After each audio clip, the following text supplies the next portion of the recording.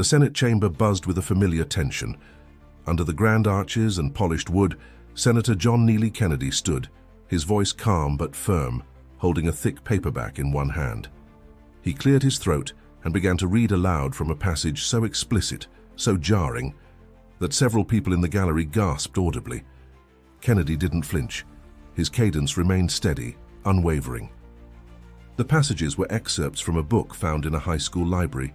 He was using the words not for shock, but to press a point about boundaries in educational materials.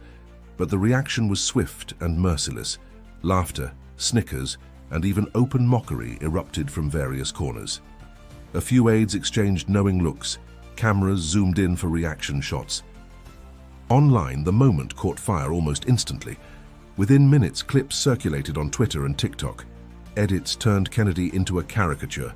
Cringe compilation was trending. The mocking tone wasn't just about what he read, but how he said it.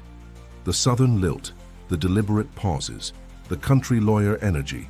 It all became ammunition for ridicule. But not everyone in the room was laughing. Seated quietly in the upper gallery was Talia Morgan, a 17-year-old student from Atlanta.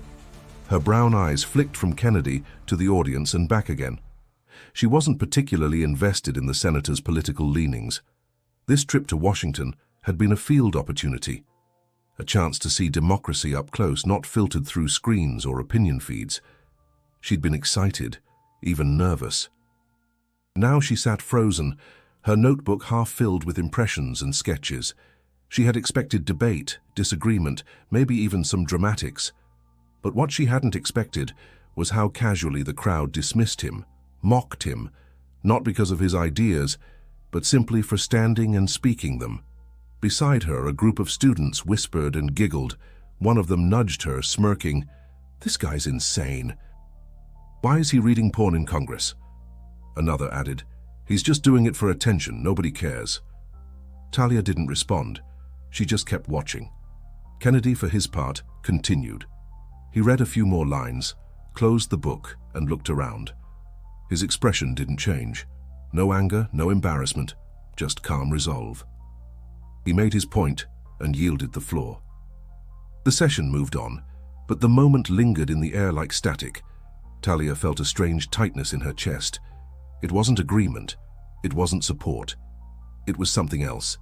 Discomfort at how the room, the world, treated someone who dared to speak.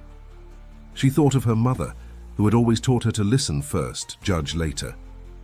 Who taught her that integrity meant standing in storms, not dancing in crowds. The teacher who led their group leaned over and whispered, "Don't worry, these things always get heated. Part of the process." Talia nodded, but her fingers gripped her pen harder. Her notebook page now had a single phrase scribbled across the center. What happens when we stop listening? Outside, the buzz continued. Reporters debated the appropriateness of Kennedy's performance. Analysts called it grandstanding. Students shared memes on the bus ride back. Talia stayed quiet. That night, in the dim light of the hotel room, she pulled out her notes and re-watched the clip. Not the edits, but the raw video. She noticed his hands didn't shake, his voice didn't crack. There was something strange about that steadiness. She wasn't sure yet what it meant, but she knew this. Something important had just happened, and the joke everyone laughed at might not be the punchline they thought. Talia Morgan didn't sleep well that night. The echo of Senator Kennedy's voice haunted her, not because of the words he read, but because of how quickly people dismissed them. She kept replaying the moment in her head. His stillness, the laughter, the cruelty. Something about it gnawed at her. Her roommate snored lightly in the other bed. Talia lay staring at the ceiling, thinking not just about the senator, but about why it all mattered so much to her. She wasn't some political devotee. In fact, she disagreed with most of Kennedy's stances. But what she couldn't ignore was the feeling that something sacred had been crossed, a line between disagreement and disrespect. Back home in Atlanta, things were different. Her mother, Lorna, worked long shifts at the public clinic, but always made time to sit with Talia after dinner. Their conversations shaped her views more than any textbook. Lorna believed in rules, in patience, in listening before speaking. She always said, You don't build a better country by tearing people down. You build it by understanding why they stand where they do. Those lessons stuck. Even when Talia didn't agree with someone, she tried to listen. But nothing had prepared her for the mob-like ridicule she saw in that chamber. When she first applied for the Capital Scholars Program, her essay focused on restoring civic dialogue. "I want to be part of a generation that listens harder," she wrote. Now, watching her peers react to Kennedy like he was a circus act, she felt that dream slipping. The next morning, their group gathered in the lobby for a debrief. Their teacher, Mr. Alston, asked for reflections. "That was wild," said one student. "Kennedy is such a clown." "I mean, who reads that kind of stuff out loud?" "It's a joke," added another. Talia remained silent. Mr. Alston turned to her. "Talia, thoughts?" She paused. "It didn't feel like a joke to me." A few students raised their eyebrows. Mr. Alston smiled faintly but moved on. Talia's heart pounded. She wasn't trying to defend Kennedy's views, but something about what happened felt wrong. She just couldn't articulate it yet. On the bus to the Capitol, she pulled out her notebook again. The phrase she had written, "What happens when we stop listening?" still stared back at her. Beneath it, she scribbled another line. What if I said something? But what would she say? And to whom? She didn't want to cause a scene. She wasn't that kind of person. Still, the feeling wouldn't go away. She started writing, not a speech, not really, just thoughts, fragments. Civility matters. It's not weakness to listen. It's not compromise to be kind. If you want people to respect your views, you have to start by respecting theirs, even when it's hard. As the Capitol building came into view, Talia's stomach twisted. She wasn't planning anything drastic, but something had shifted inside her. Watching a man stand alone, mocked while trying to raise a concern, however flawed, had opened a door in her mind. She thought again of her heroes. Thurgood Marshall, Ruth Bader Ginsburg. They hadn't always been popular, they hadn't always been right, but they had stood anyway. Talia looked out the window. She didn't know what she would do yet, but she knew this. Silence was starting to feel like betrayal. Back in her hotel room that evening, Talia sat cross-legged on the carpet, her laptop open, the screen glowing softly in the dim light. Everyone else had gone to dinner, but she couldn't eat. Not yet. She typed Senator John Kennedy controversies into the search bar, half expecting to be buried in outrage. She found plenty. Headlines criticizing his rhetoric, his policies, his tone. She read articles that labeled him everything from dangerous to comical, but deeper down she found something different. There was a clip from 5 years ago. Kennedy defending a left-leaning college professor who'd been threatened for speaking out. Another segment showed him questioning his own party's approach to tech regulation. It wasn't common, but there were moments when he had chosen principle over party, even at political cost. He was not simple. He was not easy to summarize. That complexity stirred something in Talia. She wasn't looking to admire him, but seeing someone mocked so easily while having done things that took courage, it struck her. The words she'd scribbled earlier began to feel more urgent. She opened a blank document and began typing, not a polished statement, just a message she might one day say aloud. Her fingers moved fast, fueled by instinct rather than strategy. "I don't agree with everything you believe, I probably never will, but I watched you stand while others laughed, and that deserves more than silence." She stopped and reread. It wasn't much.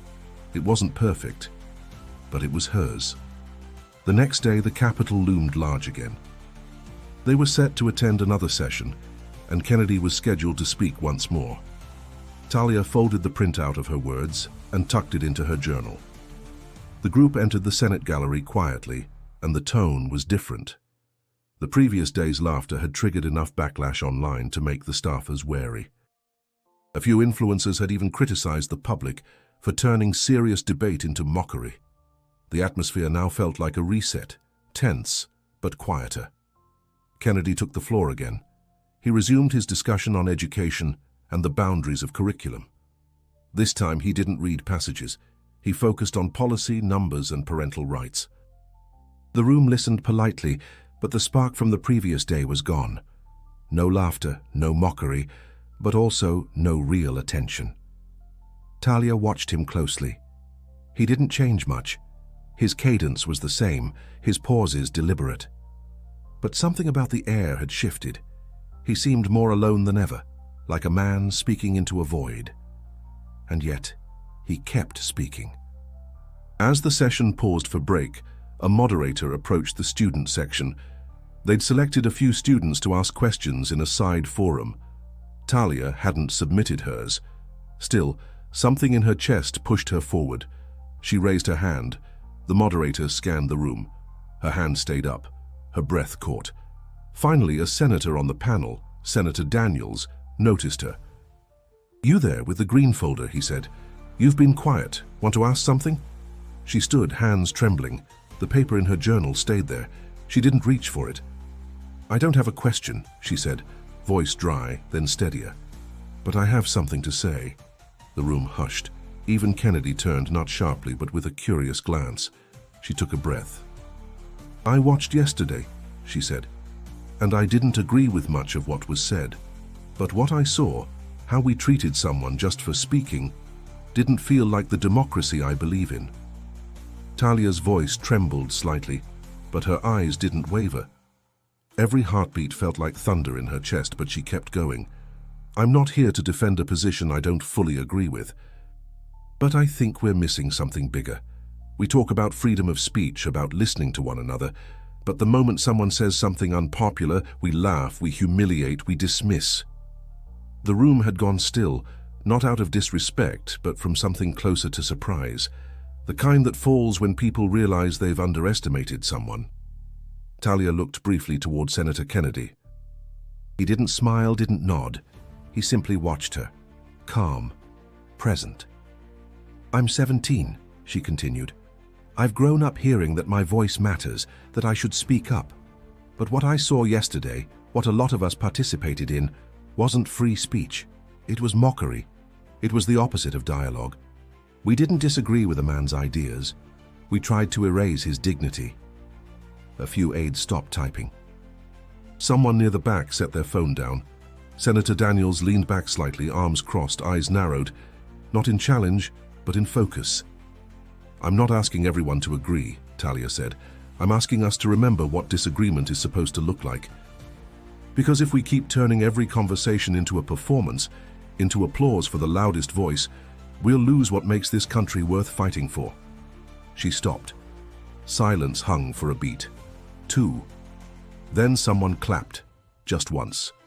Then again. Slowly, more hands joined. Not wild applause, just quiet, thoughtful affirmation. Talia sat down, hands trembling in her lap. The moderator nodded respectfully, then turned the floor to the next student, but the energy had changed. The forum moved on, but no one really forgot what had just happened. Later, as the students exited the chamber, a few classmates glanced at Talia with newfound respect. One murmured, "That was brave."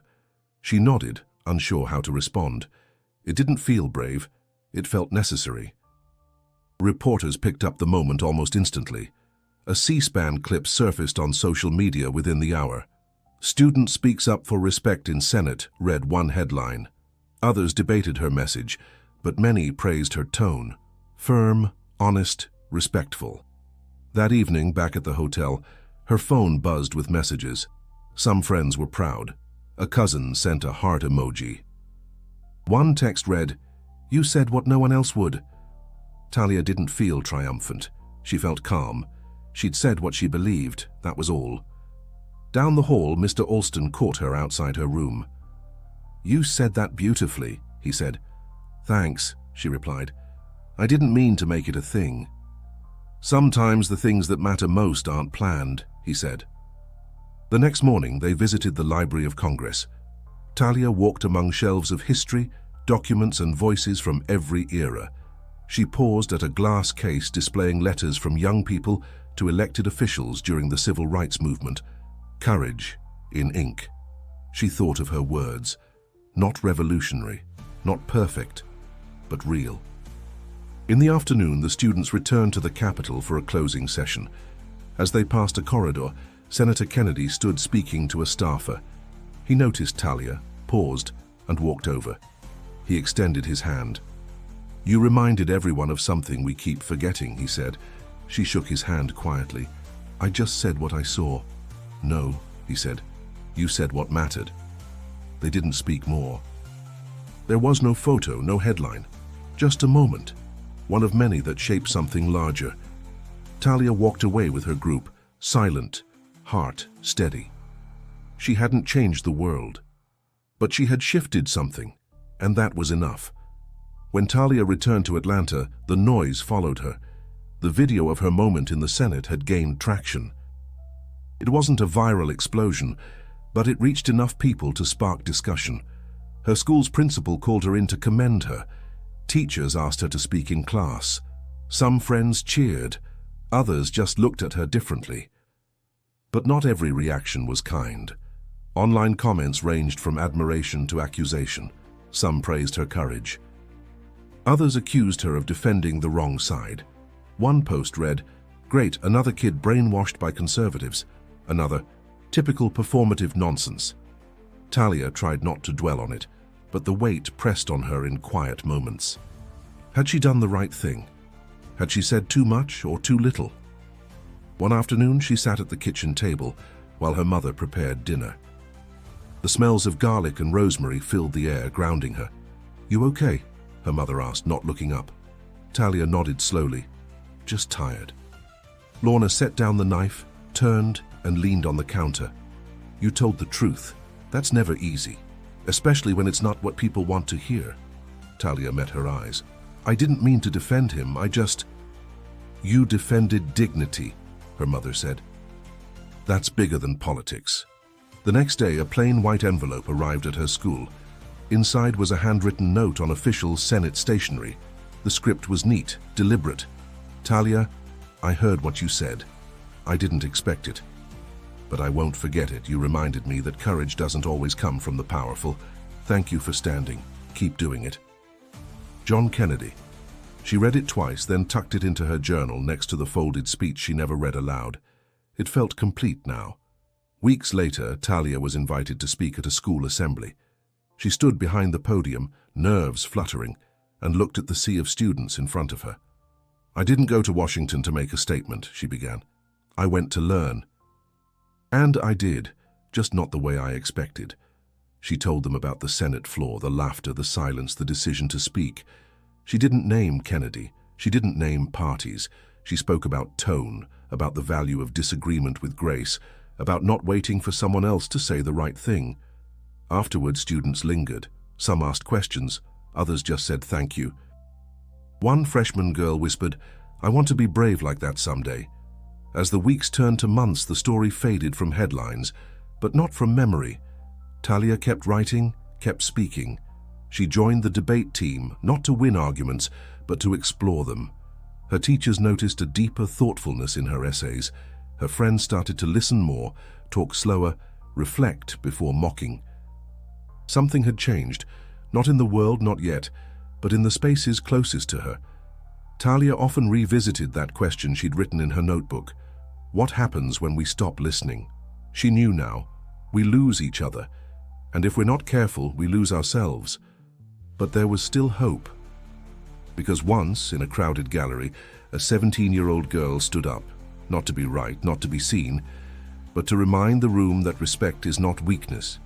And sometimes, that's all it takes to make someone else pause, listen, and remember who we're supposed to be. If this story moved you, don't forget to subscribe for more powerful true moments that shape how we see the world. And click on the next video on screen. There's another journey waiting for you.